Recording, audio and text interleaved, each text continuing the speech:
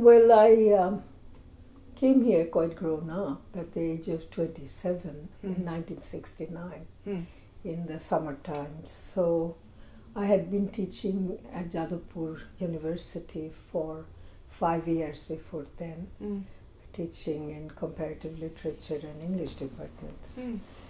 But as I said, the day job was doing that and teaching new things in those days in the 60s in literature, like Raymond Williams and Terry Eagleton just beginning. And so we were, and as you know, there's been a very pervasively strong communist movement.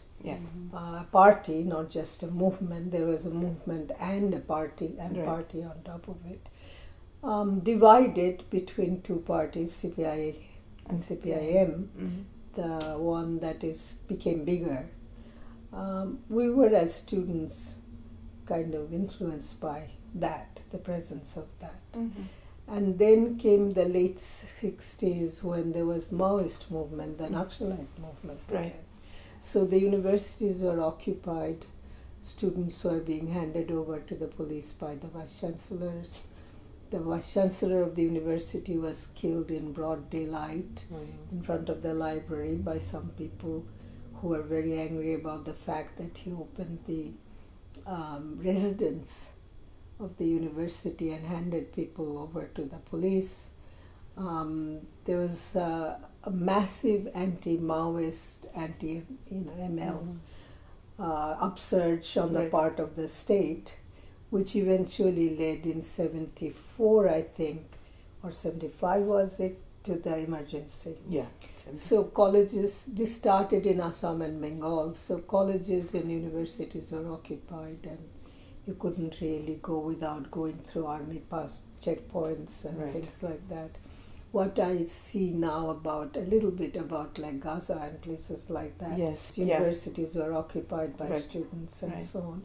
And I was a very young faculty, so you can imagine that there was a lot of excitement and debates and discussion, and then the police coming in and rounding up faculty and students, and it was a really terrible thing. Also, the city was in a great turmoil and buses were burning, and if you left that night, evening, you didn't know if you would come back. And so I grew up through that. I was, between the age of 20 to 27, I witnessed this upsurge. So that might be my main orientation, let's put it that way. And though we did not talk generally about women's movement at this point, there was a strong anti-oppression and social justice, economic justice angle to all this. And it kind of inherited in some way the mantle of anti-colonial fight over the last 100 years before then almost, of fighting against oppression, fighting against any kind of inequality and injustice. So it kind of became a continuation, if you like, of an incomplete revolution or a revolution that didn't happen in India. So China went one way and we went another. Our communist parties became electoral. They gave up any kind of idea of extra parliamentary struggle and so on, and we became kind of a, aspiring bourgeois third world capitalism. And within that, the problems unfolded. So my father is Jewish. He's of German and Russian descent. And my mom is Afro-Caribbean of, Indian, African, and European descent. And I was born in France. So I like to say that I carry the world inside me. And so we grew up celebrating different holidays. So we would, do Christmas, do Hanukkah, all of that. And I really remember really clearly the first time that I saw my father giving kippas, which is what you wear on your head, to my brothers. I had two brothers. And, he would start singing, and I would be like, wait a minute, why didn't I get a kippah? And he hadn't even thought about it before. He was like, oh, that's how it's done, it's the gender thing. So, your brothers get kippas, you're a woman, you don't get kippas. and it didn't make any sense to me, you know. So I thought, wait, this is part of the ritual. It's something spiritual. I want to have a full participation in the ritual and in the community. So I asked for a kippah, and my father immediately gave me one. There was no resistance. He, you know, had to rethink about it. And so on all family pictures from the holidays, you see the three of us all wearing a kippah. And thinking about the questions you asked me, or, you know, this week I've been thinking a lot about my journey as a feminist, and I realized, okay, these were first steps towards demanding, you know, equal rights, or being treated the same way despite gender. And although I know where these rules come from, and I'm also not against traditions at all, I know that certain traditions are really meaningful, but at that moment as a child it didn't make sense to me, especially because I was even more involved in Judaism than my brothers were. So I did my bat mitzvah, for instance, and they didn't. So I think that was one of the first feminist steps. When I think back through my whole life, it actually started with my mother. And the conversations with friends I'm having and I had over the past years helped me also realize that my mother is actually the person who's the first feminist I encountered without using those terminologies. But when I think about my childhood, it's mainly my mom who played a very central role in also showing me what it can mean to be a woman, and that it doesn't have to be to play certain roles which society prescribe to you. But interestingly also because some women don't have another choice, especially if you are a black woman in a country like Germany, or in case of my parents, refugees, first generation refugees. My mom always worked. I'm the firstborn. I have a younger brother, and I can remember since I was 8 or 9, I used to do breakfast for me and my brother. It was something normal. We were very often alone at home, but it was also because my parents trusted us. So this trust and this responsibility is something which I'm still remembering when I think about my childhood. And going alone to school. I just told that one another friend last week, and she was so surprised that I started taking the train to school when I was 10 years old, because certain high schools were not in our neighborhood because it was a working class migrant neighborhood. So we had to go downtown to go to certain schools. This was Frankfurt? Exactly. Yeah, Frankfurt is my hometown, where I was born, raised, and where I actually moved back 2 years ago, and started my master's studies there. And it's really, when I think about home as a location, it's Frankfurt. Also because of the huge community we have there.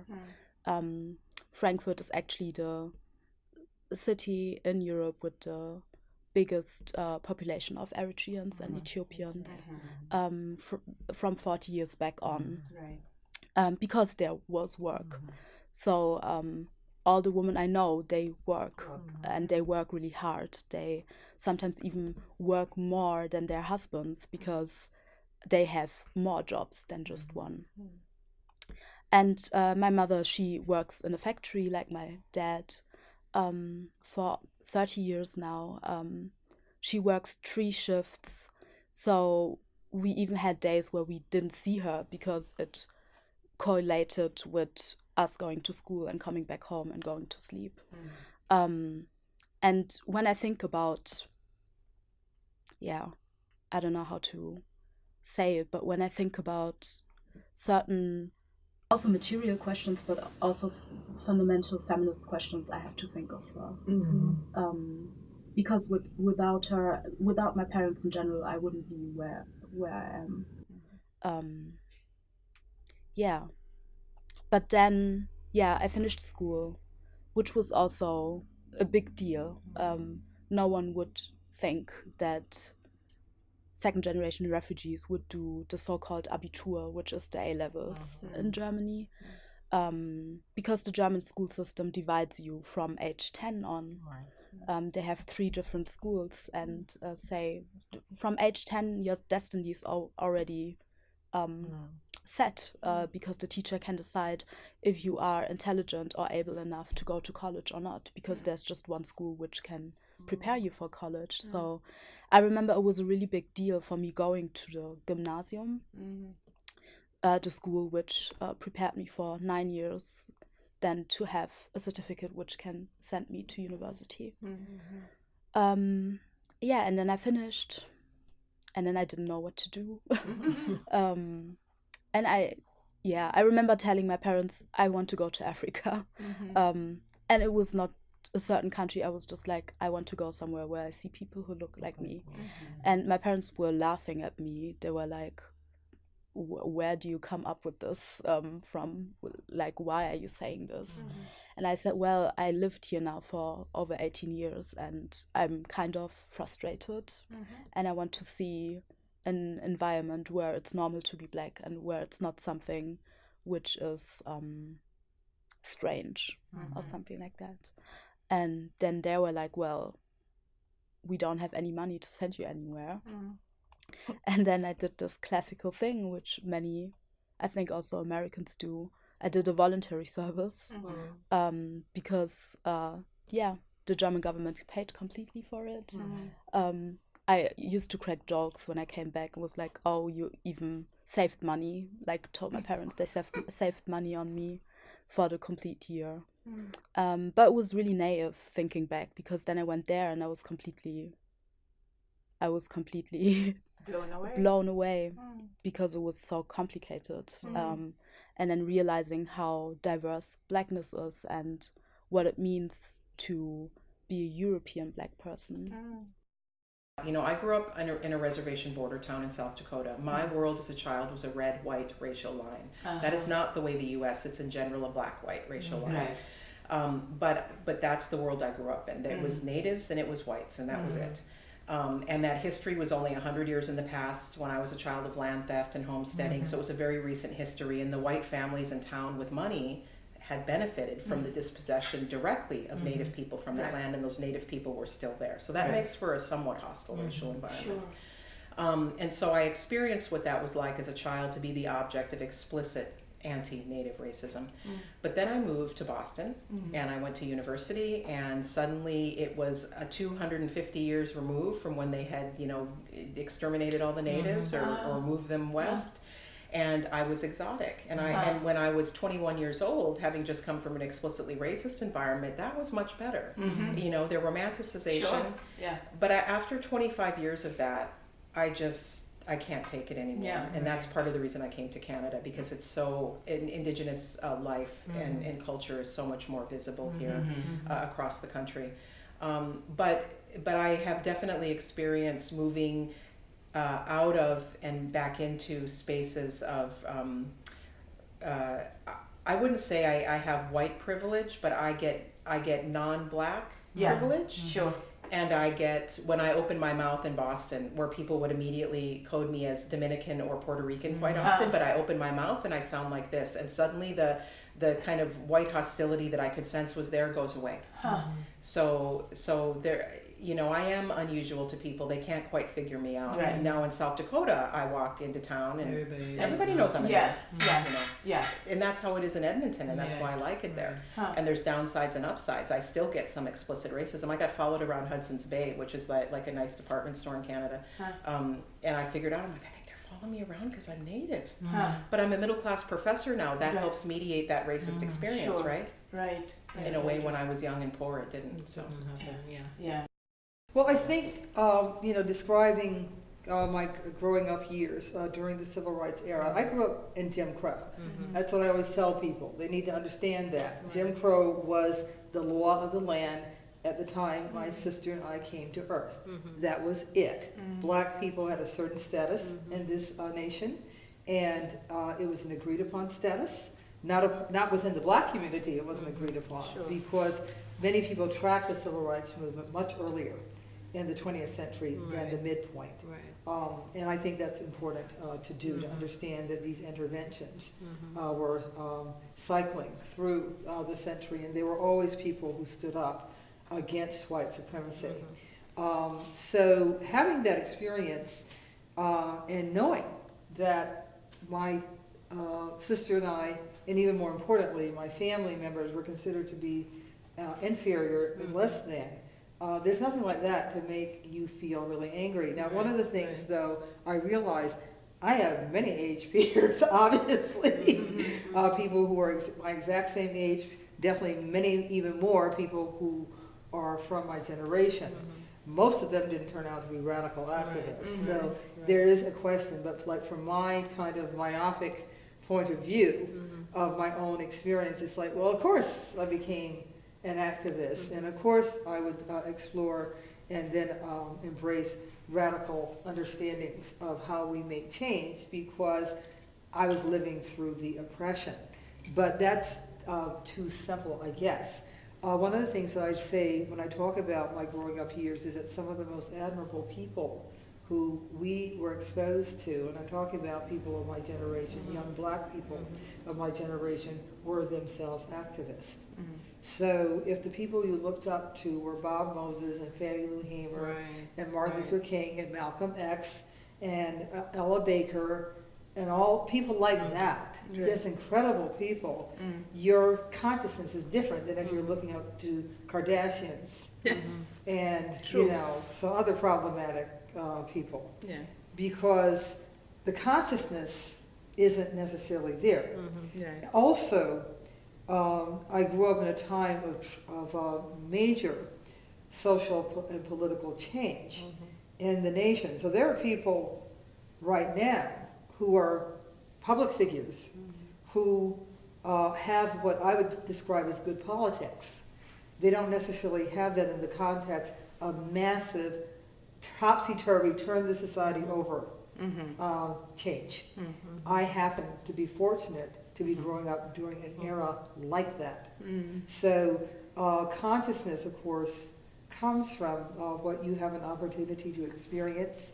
Everything from the free speech movement out in Berkeley, California, to the Beats, or as they were called, beatniks. So many things were happening that were not status quo. The fact that African nations and other nations, Asian, South Asian nations, were gaining independence. Exactly, throwing off the yoke of colonialism. And that was something that was talked about again in my home. I mean, when leaders of African nations would come to the United Nations, now we're in Cleveland, but my family was really alert, and they would talk about the fact that, you know, like, I don't remember exactly who came, you know, I'm going to say Kwame Nkrumah, but the thing is, I remember when Fidel Castro came, because where did he come? He went right to Harlem, and that was that was a big topic of conversation in the black community, that he could have stayed anywhere he wished in New York City. He chose to stay at the Hotel Teresa in Harlem. It was the 1960s.